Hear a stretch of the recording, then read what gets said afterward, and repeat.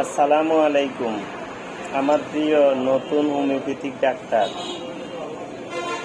কানের পিছনে বারবার ফোঁড়া হলে একই জায়গায় বা সামান্য একটু স্থান পরিবর্তন করে, কিন্তু কানের পিছনে বারবার ফোঁড়া উঠলে, একবার এক কানে পরের বার আরেক কানে বারবার ফোঁড়া ওঠে, তাহলে হোমিওপ্যাথি ওষুধ কি দেব?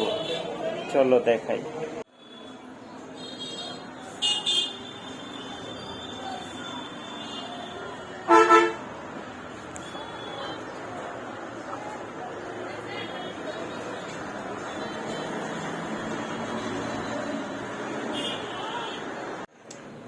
প্রিয় ডাক্তার, দেখো 285 পৃষ্ঠা, can't repertory 6th addition, air অধ্যায়, কান অধ্যায়ে একদম প্রথম রুব্রিকটা অ্যাবসেসেস বিহাইন্ড। কার? এই যে কানের। তাহলে হোমিওপ্যাথি ওষুধ ফার্স্ট গ্রেডে আছে অরাম মেটালিকাম, সাইলেশিয়া, আর সেকেন্ড গ্রেডে ওষুধ আছে ক্যাপসিকাম,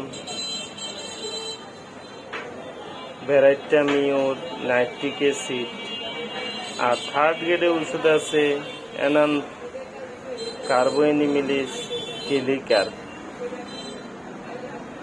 ইনশাল্লাহ এখান থেকে একটি ওষুধ সিলেক্ট করতে হবে কেস টেকিং রেপার্টরাইজেশনের মাধ্যমে।